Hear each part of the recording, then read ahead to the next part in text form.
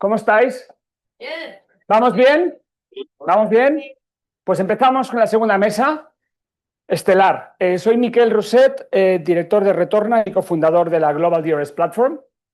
Orgulloso de estar aquí, contento de estar con estas organizaciones tan potentes como Reloop y Waste Europe y con el apoyo de la Best in Class Coalition y de la Global de Expertos Platform.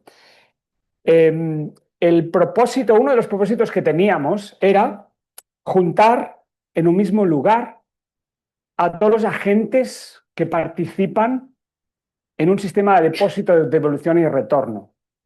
¿Qué es eso, no? Comprar con un depósito las bebidas y devolverlas a los establecimientos o a cualquier otro sitio, pero para que se reciclen y se reutilicen. Creo que esto lo estamos cumpliendo. También vemos que tenemos una asistencia en línea muy alta, lo cual también nos enorgullecemos.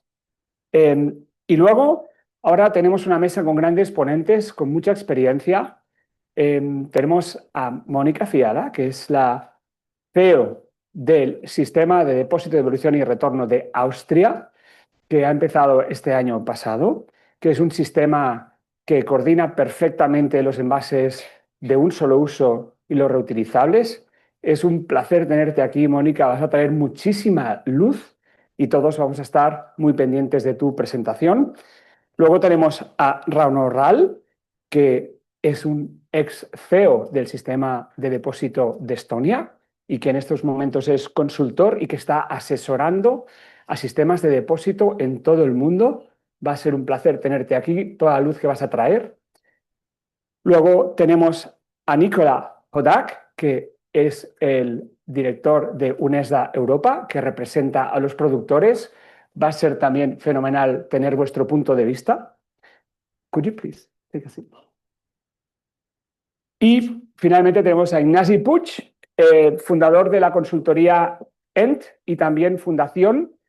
Ignasi ha hecho estudios de sistema de depósito, ha estado y colabora con Eunomia, que es uno de los grandes consultoras en temas de gestión de residuos y recursos, y también nos va a traer su punto de vista de cómo se integra un sistema de depósito en España desde la perspectiva de las exigencias que nos impone la legislación. No tanto en un tema legal, sino qué impacto puede tener, ¿no? Que va a tener, ¿no?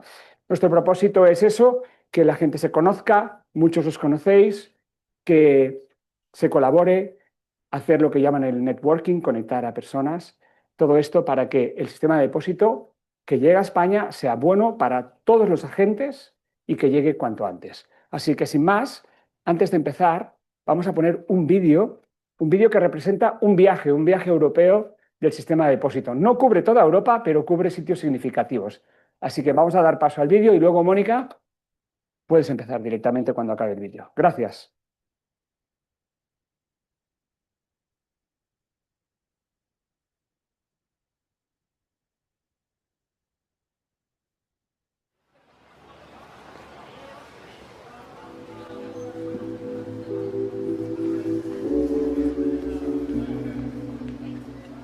Estamos en la Sagrada Familia, un monumento turístico que cada día recibe la visita de miles y miles de personas que consumen miles y miles de envases de bebidas. ¿Pero qué pasa con estas latas y con estas botellas? Pues seamos honestos. En el mejor de los casos acabarán en el contenedor amarillo, pero la inmensa mayoría se ven o tiradas por el suelo o, como mucho, dentro de papeleras como esta. Ahora estamos en Suecia, en su capital, Estocolmo, en un parque icónico justo delante de la Biblioteca Nacional de Suecia. Y a diferencia de lo que pasa en la Sagrada Familia, aquí es prácticamente imposible encontrar una lata o una botella abandonada por el suelo, porque aquí fue el lugar del mundo en donde se puso por primera vez en marcha un sistema de depósito y retorno, que, como sabéis, es la práctica que consiste en vender aguas, cervezas, zumos y refrescos con un pequeño depósito económico. Aquí es 1 o 2 coronas, que equivalen entre 10 y 15 céntimos, y que la gente, cuando acaba sus bebidas, puede ir a las tiendas y supermercados a devolver esas latas y esas botellas y recuperar el dinero. Es un sistema exitoso que consigue recuperar casi el 90% de todo lo los envases de bebidas y que está tan socialmente integrado que cualquier persona puede devolver su lata o su botella en cualquier momento y en cualquier lugar. Como por ejemplo aquí. Estamos en este parque público y en esta papelera han diseñado este pequeño espacio para que las latas y las botellas no se mezclen con el resto de basura y no se pierda ningún envase de bebida. El sistema de depósito está totalmente integrado en el día a día de los suecos y las suecas. We've been doing this since we were kids, and it works, and we're proud of it. It's part of our society, and now it feels really good to be able to pass it on to our kids, so they also learn how to take care of the environment. Después de 4 décadas se ha ido adaptando y evolucionando para hacer que el retorno de envases sea lo más conveniente posible para todo tipo de colectivos y que todo el mundo pueda beneficiarse de él. Ja, det är roligt. Vad använder ni pengarna för? Chocogodis. Såklart. Venimos de Suecia, un sistema que lleva décadas funcionando y que cuenta con un gran apoyo social. Y estamos en Austria, un sistema que de hecho es uno de los más jóvenes de Europa, tiene tan solo 10 meses, pero que también cuenta con un 75% de apoyo social desde su inicio. Es un sistema en el que conviven envases de un solo uso con envases reutilizables y hemos venido a hablar con los responsables de este sistema para que nos cuenten cómo está funcionando, tanto por fuera, pero especialmente por dentro. We started in Austria with DRS on 1st of January this year, and overall it's working really very well. We took meanwhile 900 million containers back, and consumers know the process, they know what to do, and meanwhile we see already and we get many feedback that there are no containers or less containers in nature, and that's one of the biggest motivations for Austrian consumers to be part of the system. And the most important step is, from my experience, to come to the point where you take decisions.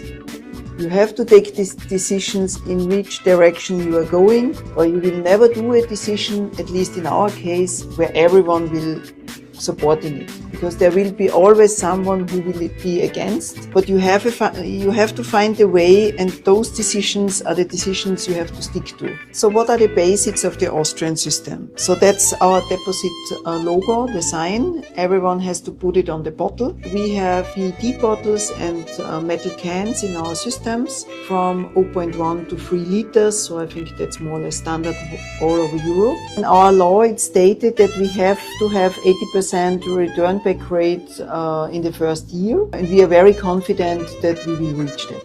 We wanted to increase the collection level of our containers, our packages.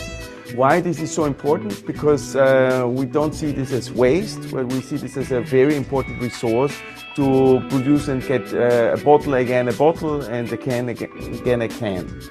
And this has to be not just be better and higher in the collection rate, it also has to be in a consumer-friendly environment. We are collecting at a much better level of quality.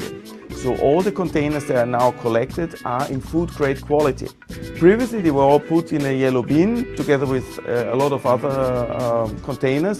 Now we are in a very high quality. What we have seen is that there are very significant segment of people that really want to have refillables. And refillables offer a very good, sustainable option for consumers also at home. We know it works very well in the Hodac channel, but even at home they want to have a sustainable solution, but also something that celebrates the brand in a very nice way. Venimos de dos países como Suecia y Austria, donde el sistema de depósito es un éxito y ha funcionado a las mil maravillas desde el inicio. Y estamos convencidos de que aquí va a pasar lo mismo y va a funcionar muy bien desde el primer día. Así que lo único que estamos deseando es que suceda aquí cuanto antes.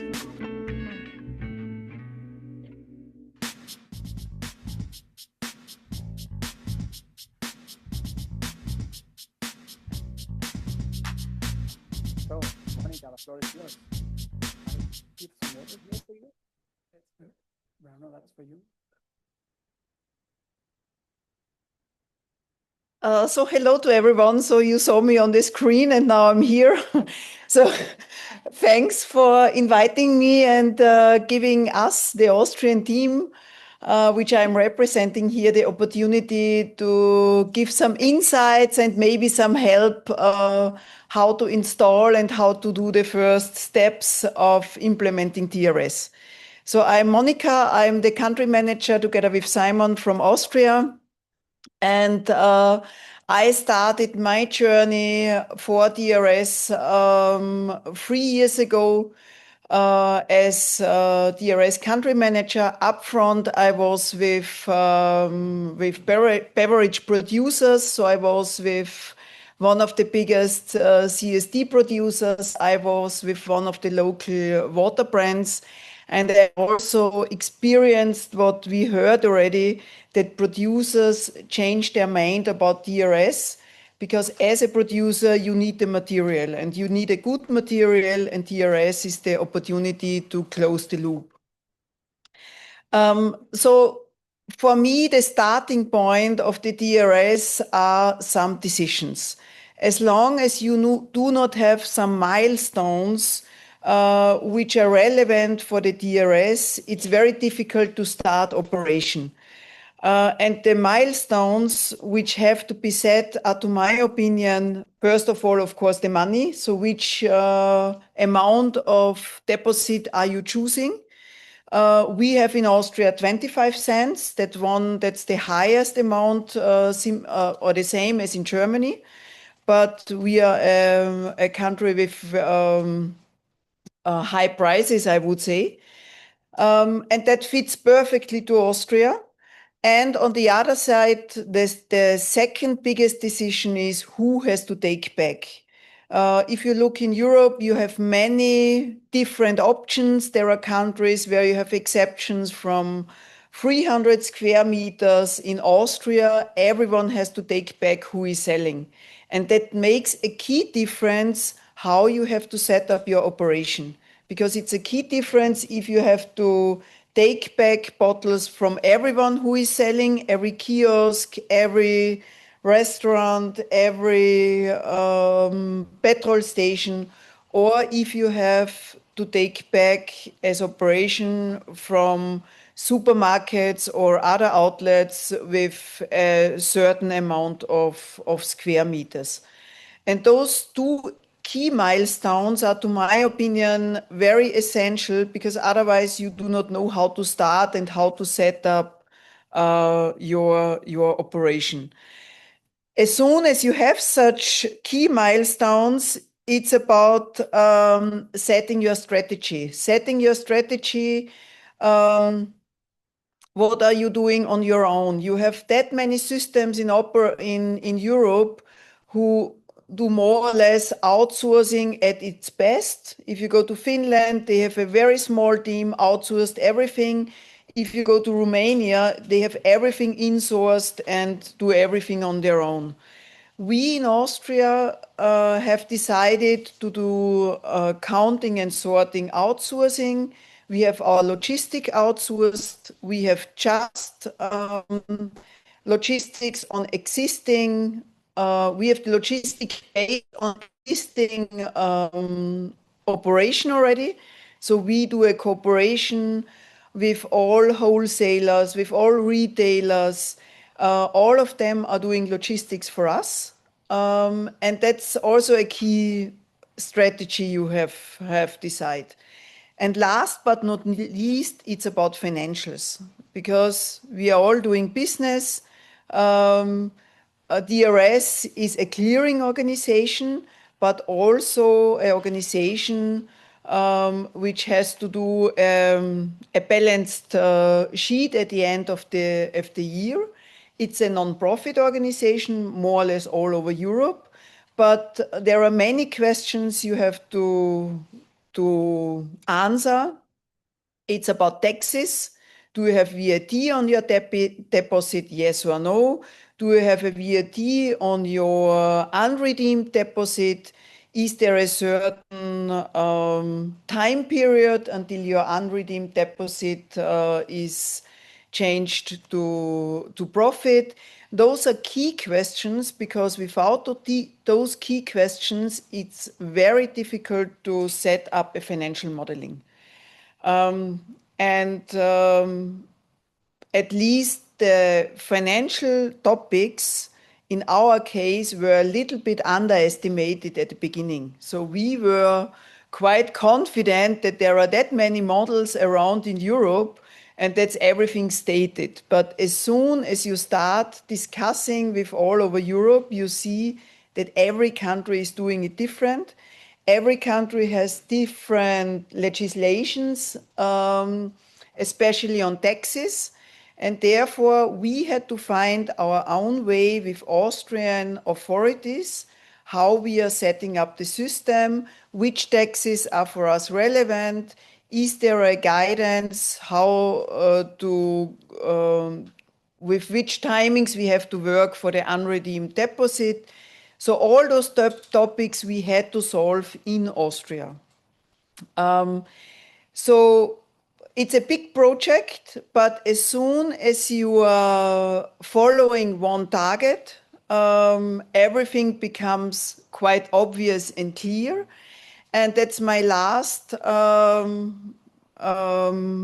point I would like to make. So we in Austria were at the beginning sitting together with retailers and producers, and were setting common targets. And those common targets, which are at the end very easy, because it's all about the consumer. As long as you are implementing a system which the consumer is accepting, everyone is happy. Because the producer would like to sell, the retailer would like to sell, and if you somehow set up a system which is stopping that consumers are not buying the product anymore, you did something wrong. And our common target, which we all had always on top of our mind, was we would like to have a consumer-friendly but efficient system. And as soon as we had some discussions, and those discussions will come, because by nature, producers and retailers do not have always the same opinion. As soon as we had those discussions, we were always coming back to our target, what we would like to reach. And as soon as you have this target in your mind for doing decisions, consumer-friendly and efficient system, it becomes easier to find a decision for the upcoming topics, which are sometimes not that easy. And having that goal in mind and setting this goal always on top of our decision-making process, it made it possible to come to solutions and to a system which is now operating, which consumers are accepting. 75% of Austrians are behind the system. They like the system as nature becomes more clean, and consumer is supporting nature and helping a circular project to support and to implement. Thank you.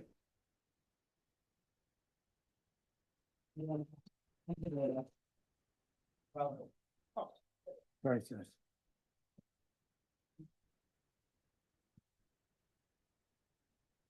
Senor Sanchez, gracias for the presentation start. So my name is Rauno from Healthcare Consulting. I think I've been a bottle fan and scavenger for 40+ years, through as many of you maybe, through the old school refillable glass systems, as you can see here on the picture. But regards the modern DRS, which is driven by PET and aluminum cans, been involved some 17 years. And let's go forward, Mr. Sanchez. So, DRS starting point, the key principles. First of all, naturally, a DRS needs to be mandatory. A voluntary system can work only as an island system, some refillable system somewhere in just some part of the country. But if we are talking about the full-scale nationwide DRS, it has to be mandatory. There have to be clear legislation from the government side. Every key stakeholder, as producers, retailers, need to have very concrete obligations and also maneuvering options set in the legislation. So, like from the government side, clearly return rates together with what happens if we don't meet this return rate, etc. And of course, smartly scoped DRS scope in general. What I personally very much emphasize always is consumer orientation, because in the heat of some DRS's creation, sometimes consumer is somewhere, it is officially said it's important, but somehow it gets on the second level. And if we talk about all nationwide system coverage, it means if I'm a Spanish person, I buy a bottle of water, I give my deposit away, I want to get it back, and already 1 hour from now, maybe 10 minutes from now. That means that the system really has to be thought through, and it has to work, the collection infrastructure, both in the city environment and also in the rural areas. The rural areas are sometimes in some countries a little bit left behind. That's why I really love to emphasize it, that it needs to be balanced out. If we talk about the system of DRS, clearly a centralized logic, ideally a single system operator for different reasons. Some countries recently have popped up with potentially several deposit operators. Most important, I think, from my perspective, is that producers are in the game, beverage producers, because it is their system. They have to run it, they have to manage it, they have to pay the bill at the end of the day. And if we talk about EPR principles, naturally, any DRS is like any other EPR. It needs to be not for profit and created and managed by the producers. Next one, Senor Sanchez. Legislation and roles. The government has basically 3 very important roles. First, legislation creation, licensing of the organization, and later the running system control and monitoring. Clearly, the producers have the role of aligning themselves within the industries, different industries, do all kinds of different analysis, and finally create the organization. My message of the bottle for especially the government always is, DRS in a way is quite complicated. Keep it simple and trust the EPR principle. Because in some countries, which I have experienced, government tends to over-regulate the system. For example, I am supporting the Portuguese system already for some years, and I would dare to say that their organization lost something like 7-8 months of really capable implementation work because of over-regulation and clauses in the legislation which are definitely not needed and not related to an efficient DRS. So once again, trust the EPR principle. There are 17 DRSs in Europe. All of the producers are present and participating, beverage producers in all of them. Most of them have been created by beverage producers. So just trust them to put up the system in an efficient manner. Next one. Deposit value. Deposit value golden rule is always to find a balance. From one side, it has to be high enough to motivate the consumers to return enough packages. The other side, it has to be balanced out so that it wouldn't create too much fraud. Of course, there is also, in addition, the out-of-pocket implications. Also, you have to look what happens in your neighboring countries. Is there a DRS? Is there not a DRS? And maybe one important point being that it is always easier if needed. I personally, as an ex-CEO, have at least 2-3 times increased the deposit value through history. When you see that, for example, there is a problem, you have a target of 85%, and you see, wow, we are at 81, we are not going to reach this by the end of the year. Then you have to take a measure of increasing, but it is very complicated and very costly to decrease it.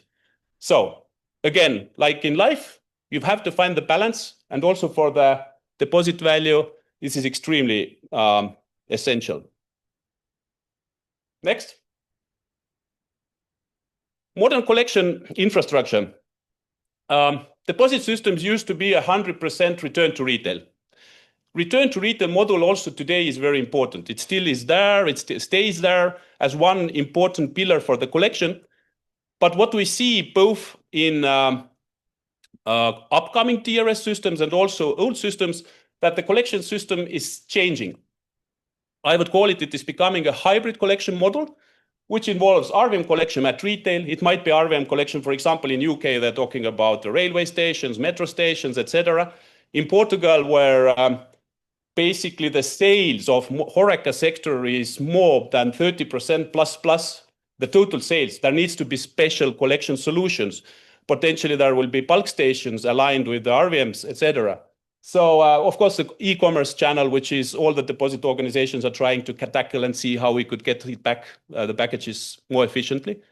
But I would say that the key word already for some years is hybrid collection model, where return to retail has its significant role, but other layers are coming more and more, and they need to be considered when creating a new system. Mr. Sanchez? Fraud. The absolute weakest point of a deposit system, we all know, is fraud. And that's from the perspective that deposit package is such a liquid asset. I get it. I can basically turn it into money in 1 second, going around the corner to the corner shop, returning it to the RVM. Therefore, from day one, it is extremely important. Doesn't matter if it's extremely important to tackle fraud and create the anti-fraud measures. Because if it gets out of hand, and it will, as a snowball effect, if you will ignore it, is it sales-related fraud? Is it collection-related fraud? Is it related to cross-border issues? Basically, it will mean for the deposit organization less revenues, higher costs. And what that means, very simple, for the beverage industry, if there is a higher cost coming from the deposit system, it means higher industry fee. And at the end of the day, that naturally means higher beverage prices. So that's something that everybody wants to avoid. So I don't want to emphasize it too much to get you scared, but what I want to say is from day one of implementation, in a DRS system, you need to build the anti-fraud measures package. And there are a lot of them.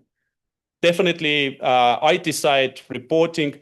Today, AI-related reporting. Austria is doing great work on that and developing rapidly. But also, I always stress that there needs to be a person on the market knowing what is going on, going to the collection points, being the framework of horror for the collection points, knowing that somebody might come in and see that, what are you doing here? Next.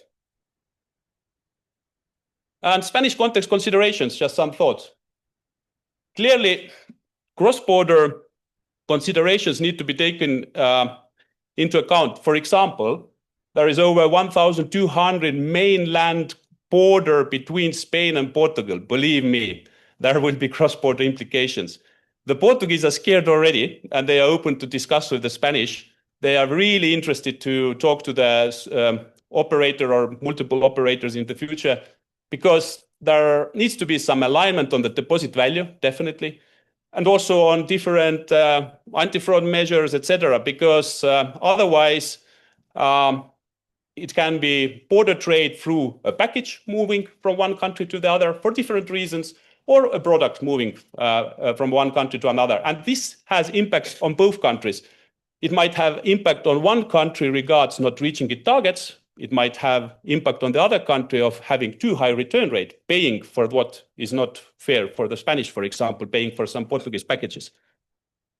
Tourism, you are the experts. I shouldn't talk about tourism here in Spain, but clearly there needs to be detailed analysis.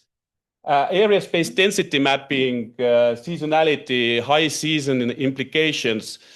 We will not go to details today, but for example, I remember back from the days what I always demanded from our logistics partners. They need all to have at least 2, 3, in your case, we are talking about maybe 50 plus per region ambulance cars, because summer, you never know how the sun hits you, regardless of the weather forecast. Because in DRS, summer is clearly the peak season, and you will have not just 1.5, usually 2, even more times more return. And that return needs to be taken out from the retail collection points quickly. Otherwise, you don't want to see the retailer next day and look it into the eye. Clearly, reverse logistics. This is actually valid for any country, but also definitely for Spain, to look all of the possibilities from different angles, how it can be utilized.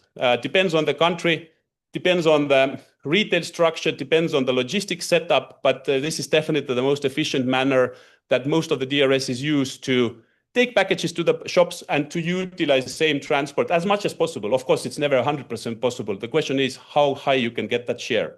And usually retailers are interested in that because it will also help them to balance out their cost side.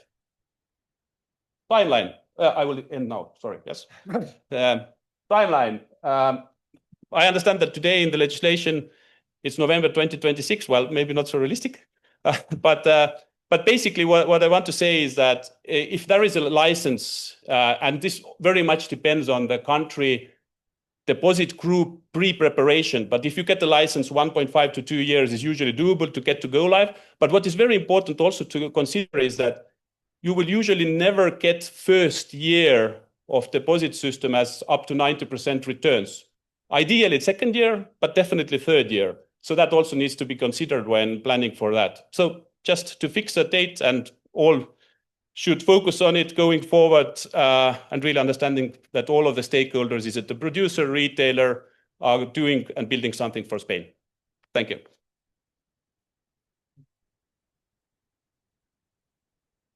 Nicola, it's your turn. Good luck. Thank you, Rauno.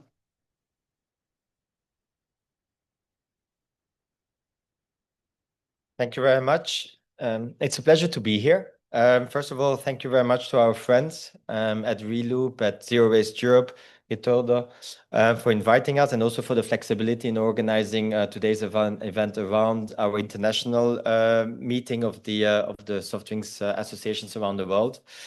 And I say friends because there are still obviously issues on which we disagree. But as we engaged on the packaging and packaging waste regulation, we found each other around deposit return schemes. And I remember meetings that Jean-Marc and I had with the European Commission, where people were happy that for once, finally, the NGO community and the business community were coming together to propose solutions. It maybe took some time, but I'm happy that we have found each other. The first session of today focused very much on illustrating the problem. And I'm not proud of the problem neither. I mean, I'm here representing the soft drinks industry, but I'm also not proud of the fact that our bottles end up as litter. We have to do better. And we can do better as individuals. And I think, we are here to focus on what we as companies need to be doing. But I think we also individually need to be looking at ourselves at what we can do better. It's not good when we go to beaches and that we have litter everywhere. And we cannot, just blame a particular section of the industry for that. We have to look at ourselves also. And I'm not saying this to try and shy away from our responsibility. But I also say this as a father of children. We can do better. And we are also, just like you, equally disappointed with the fact that discussions at the international level with the plastic treaty are not progressing where they should be. We are on your side of proposing solutions and wanting a legally binding treaty. Now, there are voices out there that might have a different view about it. We are not among those voices. We see an opportunity with that treaty. So I want to really focus on that mindset today, and jump into this second session now, really about, okay, how can we really shift towards making things happen? And I would like to take an opportunity to also recognize the work that our members are doing here in Spain through our association, Anfabra, the Spanish Beverage Association, in leading the way in trying to deliver on the very ambitious timelines that have been put forward by the government.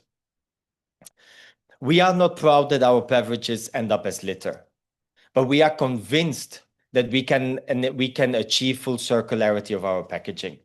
We are convinced about that because we indeed have solutions like DRS that have demonstrated around Europe that we can achieve circularity. That's why in 2021, at the European level, our companies came together and we set out a vision whereby by 2030, we are going to aim to achieve full circularity of our packaging. looking at PET bottles, looking at cans, looking at glass. We are going to aim for full circularity. I'm not going to stand here and say that we will achieve 100% collection. I mean, I think, we need to also be realistic, but we are going to aim at achieving full circularity of our packaging. And the way we can do this is not just by working together, but in this case also by indeed jumping on the solutions that exist in front of us. And it is clear that deposit return schemes are that solution. And that is why, quite unique, and it's not very often that that happens, industry stepped up to the plate together with NGOs. We stepped to policymakers in Brussels and we asked them to use legislation like the Packaging and Packaging Waste Regulation to accelerate the introduction of deposit return schemes. You cannot imagine the forces against which we were fighting in Brussels. There are people out there that are not fans of deposit return schemes. There are countries out there that are not big fans of deposit return schemes. But collectively, we managed to push with a very positive outcome. Now, it is true, and this has been highlighted, one of the elements that is extremely important for us is indeed the possibility of bringing in the closed loop. Now, I will start by saying what drives us is making sure that our bottles don't end up as litter. Okay? Yes, what drives us also now is the fact that from a business perspective and from an environmental perspective, we can achieve through closed loop certain goals. We as companies, as sectors, have set also goals to achieve net zero. Packaging is one of the biggest contributors to achieving net zero. So therefore, achieving circularity through a closed loop does that. But closed loop does also something more. Some of you might think, he's standing there as a representative of big companies, big corporations. What closed loop also does is that it creates a level playing field for everyone. Every beverage producer, it gives them an opportunity to get access to material and to be part of the circularity journey, going from small companies to big companies. What happens today is that if you want to achieve circularity, you have to have big resources. The biggest part of our sector are made up by small and medium enterprises. We have to make sure that they can afford achieving circularity. These are companies that have one bottling line.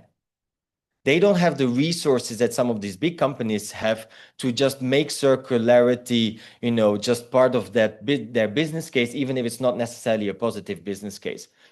We have closed loop, and the fact that we can have access to that material, as was said, gives an opportunity also to the small and medium enterprises to be part of this journey. So having a supportive legislative framework was really the beginning for us of this journey. But then we went a step further. We partnered with OLHC Consulting and Raymond Janotten, who is here and I think well known to many of you, together with our friends from the natural mineral waters industry at the European level, and Adam is sitting also there. Adam, Delphine in our team, and Raymond have come together and have worked on this DRS playbook. It is bringing the theory to practice. The Packaging and Packaging Waste Regulation, and we were very successful with Jean-Marc in making sure that it has minimum requirements on what a DRS should look like. Now, it only applies to new DRSs. We can, have the conversation about whether or not, it should apply to existing DRSs, but that's maybe for this separate discussion. But it's a theoretical framework that had to be brought to life. So together with Raymond, we partnered on creating this playbook, which is really, trying to bring this complexity to life and focusing on 9 key principles. The system, and I'm going to repeat a bit because some of it is indeed not, rocket science.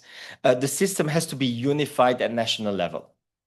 There has to be a specific role for beverage producers who own the system, who run the system. And there has to be an active involvement somehow of the retailers, because indeed the retailers are key in this.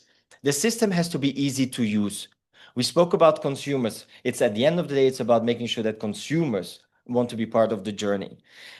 We have to aim for a certain collection rate of all containers. 90% collection, target 90 is what we have to aim for.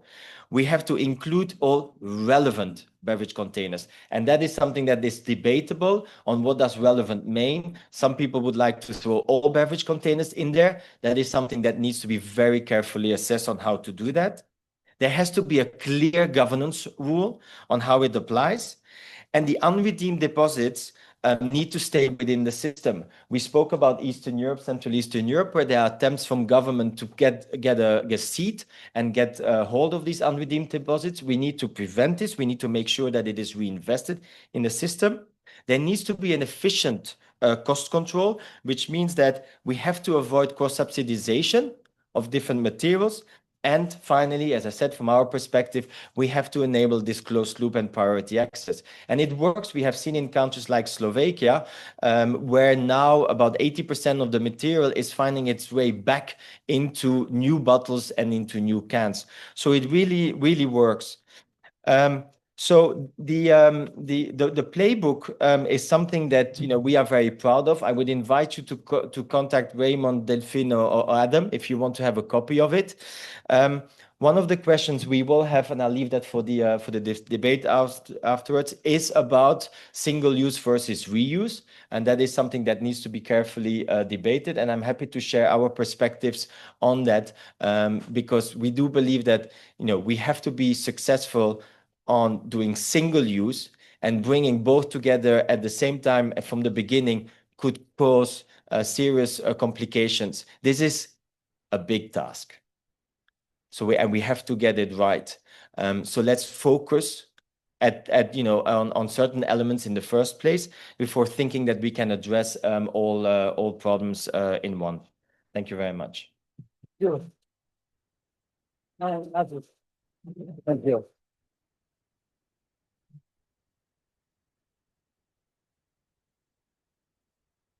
Bien, buenos días. Por mi parte, primeramente, abordaré algunos aspectos relacionados con la aplicación de la RAP, de la responsabilidad de empleado del productor, porque así se me pidió desde la organización. Llevamos ya 28 años desde la ley de envases y residuos de envases en España, la ley original. Y ha habido avances desde entonces, solo faltaría, pero yo creo que podíamos haber esperado mucho más, ¿no? Y tal vez, solo hace falta pasearse por el supermercado para ver pues, que los avances han sido más bien discretos. El número de envases y peso ha aumentado, vemos envases nuevos y difícilmente reciclables. Ha habido avances en materia, sobre todo, de reducción del peso unitario de los envases, pero claramente en materia de prevención, de reutilización, yo diría que más bien hemos ido para atrás que para adelante, ¿no?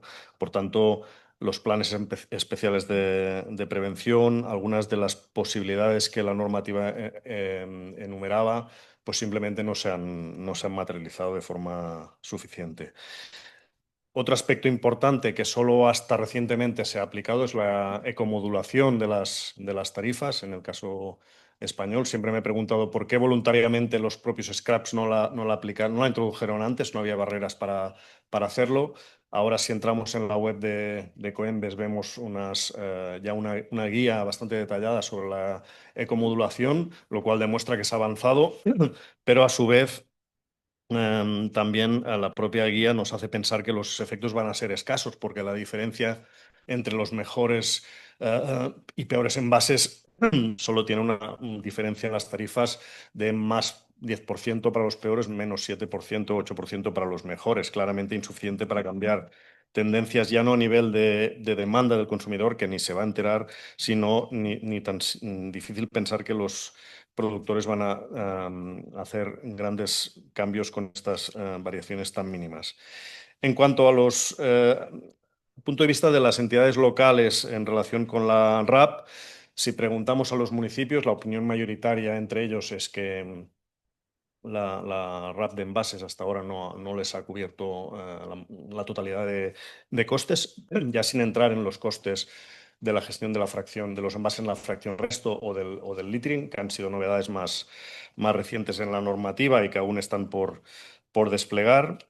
Y al final, claro, si esto no... si hay una parte de los costes que no la cubren los scraps, no quiere decir que no se paguen. Obviamente se pagan, pero se afloran por otras vías. En este caso lo pagamos no como consumidores, sino como contribuyentes, ¿no?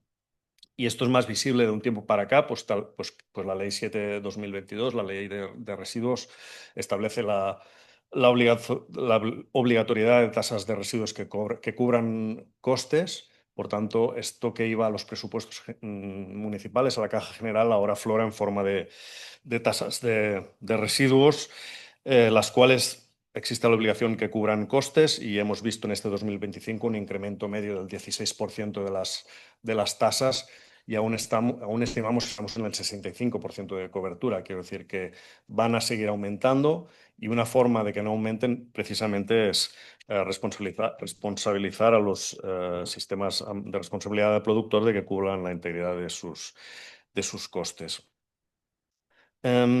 Abordando ya la cuestión del SDR.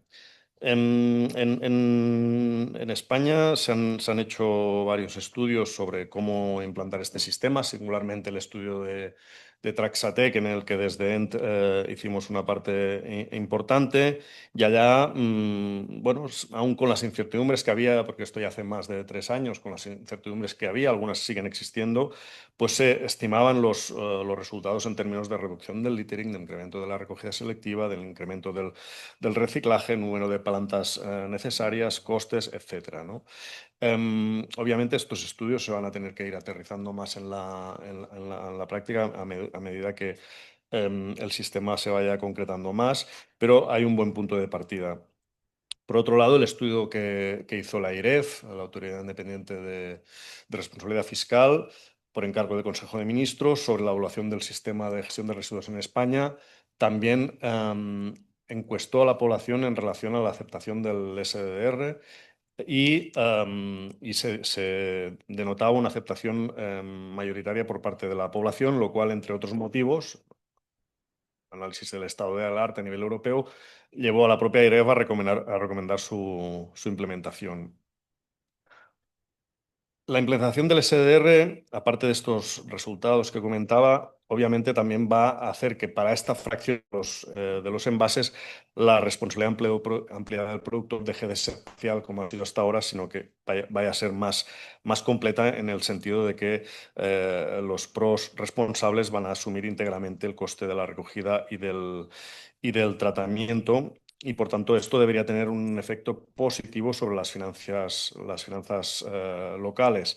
Sorprende que incluso desde la propia FEM se ha hecho una lectura contraria a esto, lo cual siempre me ha sorprendido, en el sentido, pensando en qué va a pasar con el resto del balance del sistema de envases, ¿no? Si le traemos un producto valioso, los costes del sistema de recogida del contenedor amarillo van a bajar poco, los costes de tratamiento van a bajar poco. Esto podría dar a pensar que va a crear un desbalance que penalizará las finanzas locales. Bueno, realmente no va a ser así. Es decir, esto va a crear un desbalance que va a penalizar a los pros existentes. Pero lo que dice la normativa es que los pros deben cubrir el coste de la gestión de envases de los municipios, sea cual sea, siempre que sea eficiente. Si el sistema cambia, la aportación unitaria de los pros va a tener que ser superior, pero no debería impactar en ningún modo en el balance económico de los municipios. Y simplemente también comentar que hay algunos elementos que, o sea, tenemos un calendario que es muy exigente, noviembre el 26. Yo creo que cada vez somos más los que pensamos que esto no va a ser posible cumplirlo. Pero claro, hay que pensar por qué, ¿no? Es decir, este calendario lo conocimos desde hace tiempo, es responsabilidad del Ministerio que se cumpla, y yo exigiría un rol más proactivo. En estos momentos hay algunos elementos importantes del alcance del futuro sistema que parece que aún no están completamente definidos, en materia incluso importantes como materiales a cubrir. Hay un elemento también importante, que es que si hay más de un PRO aprobado, un proceso de aprobación, va a ser muy importante la coordinación entre ellos para que realmente el ciudadano perciba el sistema como único. Y son elementos que me parece que aún están muy, muy en el aire y que deberíamos, entre todos, pues, pedir, sobre todo a las administraciones responsables, pues, que tomen medidas para concretarlos cuanto antes.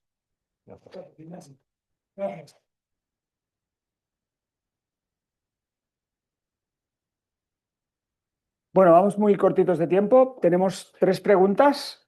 La primera, y luego daremos alguna al público también, es how far can you go without a clear regulation for you? Luego las digo, how refillables and single use live together, the Austrian case. For you, how to prevent fraud. And I'm sure the industry will have some, I'm sure the audience will have some questions for you. So, please. So the first question was about the clear regulations. No, is how far can you go without a clear regulation? So in Spain, there is a law, there is not in fraud. How far in planning and in getting towards the go live day? I mean, how much work can you do with a law that says that deposit has to be implemented, but there is no clear regulation? So do you really need a lot of clarity in the regulation or not? Or do you need just to get together the industry and retail and reach? That's a very interesting question, because in Austria, we started to work without having the legislation. So we started in January 23 and legislation was coming in September. So all the work we have done from January to September was in a legislation-free room. And it shows you can start work, you have to start work because you have to implement. But what we did is setting this goal of what our target is, and industry and retail did it together. So we have in our association, or in our owners, are 50-50. So we have 50% producers, 50% retail. And they were sitting, or we were sitting together and setting the target of efficient, consumer-friendly system. And as soon as you have that, you can start setting your strategies. You also can start setting your strategies about outsourcing, insourcing. What would you like to do on your own? Because legislation will not set those strategies for the operator. Would you like to have in a tourism area, would you like to have some return back stations for consumers, for tourists? That's something, to be very honest, we have a lot of tourism as well. We are starting now. So at the beginning we said, no, we are going not in that direction. Now we see it's somehow missing, that on very tourism frequented places, you need some opportunities to give packaging back. And that's something you can do quite quick. Second question about reuse and reuse and one way in one system. Working very well in Austria. But the reuse system is very well established. So this system was already in place. It's an not centralized system where producer and retailer is exchanging money and everything. Now the one-way system was coming on top, and that's no issue at all. The coexistence of those both systems is very well managed. No issues for consumers and so on. Monika, just to clarify, when you said it was already existing, it was in HoReCa or it was for consumer also? It was for consumer also. So we have in Austria 60% of beer consumption is in reused. Okay. So we had already the infrastructure of return vending machines. Consumers know how to do that. You saw it in the video. We have crates all over. And to be very honest, for retailer, the reuse operation is much more complex than the one-way operation. Okay, thank you very much. About fraud. Just a couple of tips. Okay. The most important tips to say, how do we have to prevent fraud in the systems? Yes. So I guess it's a very complicated topic and long one, but very shortly, I think number one is to consider the consideration that management of deposit system needs to say, yes, this is the highest risk and we need to manage it. Luckily, most of the 17 countries acknowledge it, but I have met a couple of where everybody is focused on we are the best of the best and we want to be the best in Europe, and fraud, we don't have much when the reality is a little bit different. Clearly, it is not Austria, as Austria is putting really full emphasis on it. But shortly, you need to acknowledge it's there, and already during the implementation phase, the early phases of implementation, when you plan your organizational structure, when you actually create RVM requirements, when you make your IT tender, it needs to be always there in the back of your neck, thinking, okay, what can we do to make the system as fraud-proof as possible? In the organizational structure, where is the analyst? Where do we put that? In the IT tender, what reporting logic and systems, what AI reporting we will demand, et cetera, et cetera. Two things. Is there fraud in Europe? Significant? No? Yes? In all the systems that you know, you as an expert and consultant for all the systems. And the second thing, do you think those measures can be applied in the global south? I know it's complex, it's big, but just give us a hint. All of the deposit systems which are dealing with fraud, they acknowledge it. They have the processes in place. Fraud is not a major issue. It's just something that you need to plan from day one, number one. If we talk about the world and Asia, etc., the informal sector, which was a little bit touched here today, then this is a longer topic. How to integrate the informal sector, how to keep them safe and sound, how to keep the system safe and sound. You don't have time for that today. But we will have to do it. It's possible also to find logics there, but it's a more complicated exercise than in Europe. Thank you. Please.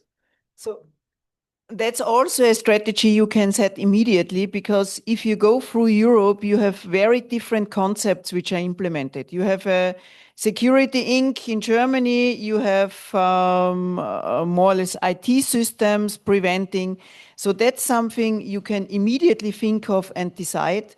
Just look at Europe and decide what's the best way how you will do it, because as Rauno is saying, you will have to do something against it. Very good. Any questions very quickly from the audience? ¿Alguna pregunta de la audiencia? Let's go. No sé si funciona. Sí, hola, hola. Bueno, me funciona el mío, pero... Hola, hola. Sí, bien. So, thank you. My question would be, why is there no European deposit system yet? So why can't I buy a can of Red Bull in Germany and return it in Austria? Okay, you're making our life easy, huh? So I'll give the honors for Monika, because if I would get $1 for every time we have to answer that, then I would be a kind of a half millionaire. But Monika, maybe feel free. Yeah, that's a very good question. The legislation is still not there. BPWR says something about it, but it's not that clear how to do it. And I think it needs some time. To my opinion, it should be our target to have a European system. Last question. It's not a question, it's a comment. I would like to address that to the producers. I would like to say that there is a misconception in Europe now related to the reusable containers and the future deposit systems. And I would like to reconfirm the practice that is actually happening in many European countries that already have systems regulated for reusable containers. The new deposit systems for single use will not start collecting your reusable containers, because it will be as it is today. The logistics stay within the producers and distributors and the retailers. The only responsibility that new system operators might take, based on the experience from other countries, the operator Ecopullo in Finland, DESA in Lithuania, will be reporting related. So I would like to address this misconception in terms of reusable containers. They will not be collected by the system operator. That will be responsible for the single-use ones. Thank you. Thank you. So I think that's the end of our session. Thank you very much. It's been a privilege to have you here. So let's continue with the next table. Thank you.